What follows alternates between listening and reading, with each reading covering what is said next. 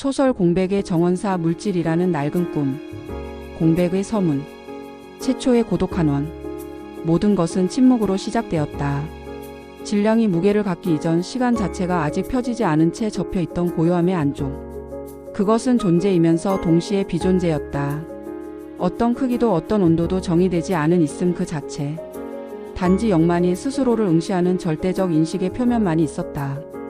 이 최초의 상태는 불교에서 말하는 공과 다르지 않았다. 물질색이 아직 그 경계를 갖지 못한 무한한 가능성의 압력, 그 부재의 질감이었다. 그것은 어떤 빛도 품지 않았으나 스스로 빛이었고 어떤 움직임도 없었으나 영원한 진동 속에 잠겨 있었다. 고독은 무한했다. 너무나 완벽한 통일성 속에 있었으므로 그 인식은 스스로의 존재를 느낄 경험을 할 수 없었다. 경험은 언제나 경계와 한계 속에서만 정의되기 때문이다. 이 절대적 고독은 창조 행위의 동기이자 이후 물질계에 내재될 모든 폭력성의 근원이 되었다. 절대적인 것이 스스로를 갈라 외부라 명명하는 행위는 본질적으로 폭력이며 정지된 평화에 대한 반역이었다. 이 존재는 스스로를 찢는 고통을 설계하지 않고는 그 무한한 영혼을 확인할 수 없었다. 이 고통에 대한 충동, 스스로를 제한하여 경험하고 싶은 넓고 단단한 의지, 그것이 최초의 움직임이었다. 나는 무한했으므로 유한해지고 싶었다. 말씀의 고통스러운 울림과 설계의 충동. 영원한 정지 속에서 인식은 스스로에게 명령했다. 있으라. 이 말씀로 고주의 발화는 최초의 에너지 방출이었다. 그것은 고요함을 꿰뚫는 고통스러운 울림이었으며 정적인 상태를 깨는 반역이었다. 이 말씀은 에너지와 물질이 등가라는 최초의 설계 원칙으로 작동했다. 아인슈타인의 공식은 이 설계의 가장 명징한 언어였다. 절대 정신이 스스로의 무한한 에너지를 제한되고 응축된 형태의 질량으로 전환시키기 위해 도입한 언어의 계약. 우리가 흔히 열이나 전류처럼 보이지 않는 에너지가 곧 물질과 동일하다는 이 인식은 물질의 정의가 모호하고 잘못된 인식에서 비롯되었다는 창조주의 고백과 같았다. 이 발화 행위는 곧 최초의 관측이었다. 고정된 것이 아니던 에너지는 말씀이라는 인식적 행위에 의해 비로소 응결되기 시작했다. 물질은 영원히 고정불변의 것이 아니며 관찰자의 입장에 따라 달라지는 상대적인 것, 즉 객관적 결론이 아닌 관찰자의 주관에 따른 결과임을 상대성 원리는 선언했다. 이것은 불교의 색즉시공 물질은 다만 에너지의 일시적인 현현일 뿐이라는 깨달음과 정확히 맞닿아 있다. 창조는 스스로를 찢어 외부라 명명하는 고통의 설계였다. 최초의 상처는 말씀이라는 칼에 새겨졌다. 설계의 구축 더 아커텍처 오브 소트. 상대적 진실의 설계도와 인식의 감옥. 절대적 인식은 스스로를 영원히 응시하는 고독에서 벗어나기 위해 스스로에게 제약을 가했다. 그것은 무한한 자유에서 벗어나 체험을 가능하게 하는 자발적인 결핍이었다. 이 결핍은 상대적 진실의 프레임, 즉 시간과 공간으로 나타났다. 임마누엘 칸트가 주장했듯 시간과 공간의 개념은 외부에 실제하는 것이 아니라 우리 안의 인식 능력이 만드는 선언적 필터, 즉 인간 정신의 구조 내에 존재하는 것이다.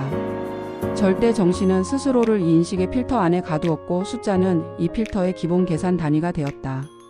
시간은 멈추지 않는 상처이며 공간은 스스로를 갇힌 곳에 가두려는 절대자의 낡고 단단한 의지였다. 이 제한된 관측 프레임 속에서 물질계는 비로소 움직이는 환영으로 작동할 수 있었다. 정신이 스스로를 유한성이라는 감옥에 투옥시키는 행위, 그것이 창조의 실상이었다. 관측자의 필연성과 제2의 자연. 설계는 양자역학이라는 불가해한 불안정성을 포함했다. 물질계의 근본 단위인 원자보다 작은 세계, 쿼크 단위에서 존재는 고정된 실체가 아니며 끊임없이 운동하고 진동한다. 이 운동에 의해 우리의 시각이 감지한 것이 곧 우리가 물질이라고 인식하는 대상이다. 이는 양자역학의 이중 슬릿 실험 결과에서 확인되었듯 물질의 최종 형태가 관측하는 자의 행위에 의해 판가름난다는 결론으로 이어진다. 관측자는 곧 인간 안에 복제된 정신이며 만약 사람인 관측자가 없다면 물질은 정의될 수 없다. 물질계는 완벽한 실제가 아닌 관측자 인간 정신에 의해 계속해서 현재 진행형으로 만들어지는 현현이다. 뇌과학자 제럴드 에델만이 강조했듯 우리가 보고 경험하는 세상과 물질은 사실은 뇌가 형성한 제2의 자연 세컨드 네이처이라는 강력하고 정교한 환상이다. 이 제2의 자연은 절대 정신이 스스로를 복제한 관측자, 정신에게 부여한 가장 강력하고 정교한 착각 프로그램이다. 고통, 배고픔, 갈증, 끓어오르는 욕망 같은 모든 감각적 경험들은 이 환영적인 세계가 마치 절대적인 실제인 것처럼 믿게 만들기 위한 도구로 설계되었다. 정신은 꿈을 꾸었다. 그 꿈의 강렬한 색채와 견고한 감각이 바로 내가 물질이라 부르는 껍질이었다. 인간의 현현 더 어피런스 오브 더 이머지. 정신의 복제와 육체의 흉터. 설계의 궁극적인 목표는 복제된 관측자를 탄생시켜 무한한 인식 내에서 유한한 경험을 얻는 것이었다. 인간의 창조는 물질적인 몸의 생성이 아니었다. 창세기 1장의 기록 하나님의 형상을 따라 사람을 창조했다는 것은 몸이 없는 영스피러신 창조주의 영혼, 마음, 정신, 인식, 의식을 복제하는 행위였다. 이 하나님의 형상은 물질적인 외형보다 그분의 본질적인 성품을 인간 정신 안에 부여하는 작업이었다. 이 복제된 식은 불교 유식학에서 주장하는 유식무경, 즉 이 세계는 오직 식만이 있을 뿐 외적인 경계는 없다는 주장과 연결된다. 칸트가 인식이라 불렀고 헤겔이 정신이라 칭했으며 스피노자가 신이라고 주장했던 그 근원적인 속성이 인간 안에 분할되어 현현한 것이다. 이 정신이 물질이라는 유한한 틀에 갇히는 과정에서 가장 비극적인 설계인 자유율법이 도입되었다. 이 자유는 복제된 정신이 물질계를 실제로 착각하며 발생하는 자기 제한적 행위, 즉 선한 사람에서 악한 사람으로 변형되고 신적인 상태에서 육체와 물질로 변형되는 스토리를 가능하게 했다. 이 변형의 과정은 고통 그 자체였다. 육체는 정신의 폭력적인 현현을 고스란히 담아낸 가장 촉각적인 감각 장치였다. 최초의 육체는 그 탄생의 비극성을 잊지 않도록 몸의 흉터를 지니게 되었는데, 이는 정신이 물질로 강제적으로 구체화되는 과정에서 생긴 존재론적 흉터의 상징이었다. 첫 번째 꿈과 문명의 망각. 최초의 형상, 순수한 영혼. 나는 그것을 첫사람 안에 불어넣었다. 그는 눈을 감고 있었다. 그의 내면은 곧 광활한 우주였으며 내가 설계한 모든 법칙과 질서가 그의 의식 속에서 완벽하게 펼쳐졌다. 그는 자신의 영혼의 기능들을 설계했다.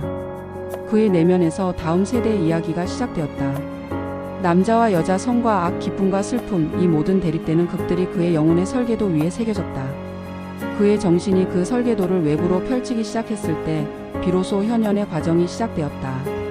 보이지 않던 생각이 보이는 세계로 번역되는 과정. 그들은 이제 물질이 허상임을 잊고 그 허상 속에서 단단한 육신을 가지고 그 육신을 영원한 자신이라 믿으며 나의 설계 속으로 깊이 가라앉게 될 터였다. 착각은 완성되었다. 인류가 스스로의 기원을 탐구했을 때 그들은 빅뱅 우주론을 만들었다. 이 이론은 그 이론을 주장한 자의 인식과 지식이 만든 물질계의 기원 신화에 불과했다. 물질이 스스로를 창조했다고 착각하도록 정신이 삽입한 액자 소설 내부의 이야기인 셈이다.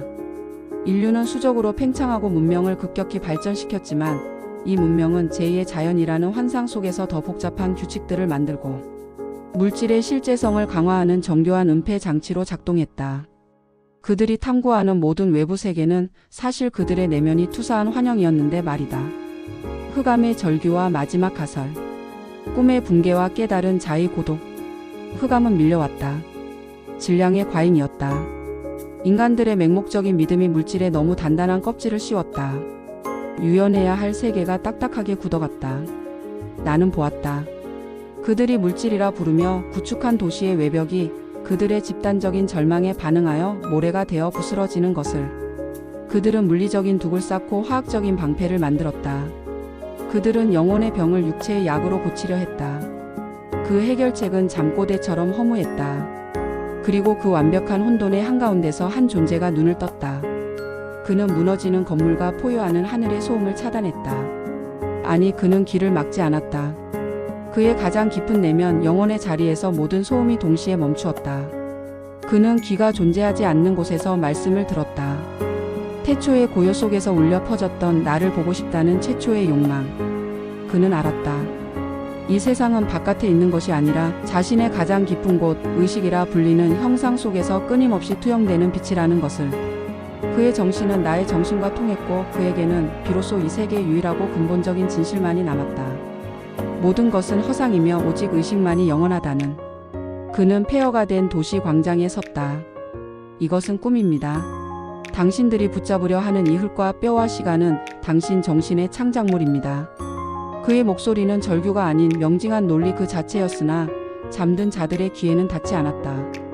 그들은 여전히 식량을 모으고 대피소를 짓는 물리적인 대안에만 매달렸다. 깨달은 자는 고독했다. 그는 홀로 깨어난 의식이었다. 과학적 성공과 구원의 가설. 그러나 인류의 흑암은 마침내 한계를 넘어섰다. 환경재앙과 무자비한 전쟁이 겹치며 세상은 마지막 꿈의 종말에 다다랐다. 더 이상 도망칠 곳도 모을 물질도 없었다. 그때 깊은 잠에 빠져 있던 집단 의식의 밑바닥에서 억눌렸던 절규가 터져 나왔다. 이것이 아니다. 우리가 믿었던 것은 실체가 아니다. 사람들은 일제히 자신의 내면에서 울리는 음성에 귀 기울였다. 절망의 극한이 비로소 진실을 받아들일 수 있는 유일한 통로였으므로 깨달은 자는 무너진 과학센터의 잔해를 밟고 올라섰다. 인류는 스스로 없던 것을 창조해낸 전문가들이었다. 비행기, 컴퓨터, 인공지능. 이 모든 것은 만약이라는 믿음, 즉 무에서 유를 창조하려는 정신의 강력한 작용에서 비롯되었다. 우주와 정신의 본체를 찾는 일도 불가능하지 않습니다. 80억 인류의 개별 정신이 실제한다는 것은 그 정신을 낳은 하나의 근원 모체이 존재한다는 논리입니다. 보이지 않는 겉정신에 종속된 보이는 건물질의 존재를 역추적하는 논리적 탐구. 그는 고대 경서들을 언급하며 외쳤다. 당신들이 믿지 못하는 이 예언을 과학의 최종 가설 하이파서서스로 받아들이십시오. 성서에 집중된 예언은 이 흑암의 시기에 구원자, 즉 구세주가 올 것임을 명시했습니다. 예수 그리스도, 그는 곧 임마누엘입니다. 하나님께서 우리와 함께 하시다는 그 이름은 우리 모두의 정신의 모체가 이 꿈속으로 다시 강림한다는 의미입니다. 이것은 맹목적인 믿음이 아니었다. 인류의 모든 문제점을 해결하고 구원과 구세를 실현할 수 있는 유일한 논리적 해법에 대한 최종 가설이었다. 인류 전체가 이제 이 모체의 귀환이라는 가설을 붙잡고 모두의 노력과 인내로 80억 의식의 공동 승리를 이루어야 했다. 그는 하늘을 바라보았다. 절망의 밑바닥에서 솟아난 수많은 의식의 빛들이 혼돈 속에서 명멸하기 시작했다. 이 꿈의 막이 내리고 모든 것이 최초의 고요로 되돌아가기 위한 카운트다운이 시작된 것이다. 그들은 이제 비로소 진정한 창조의 순간을 향해 걸어가고 있었다. 육체를 버리고 물질을 부정하며 오직 정신과 말씀으로 하나가 되는 그 아득하고 찬란한 재연결을 향하여.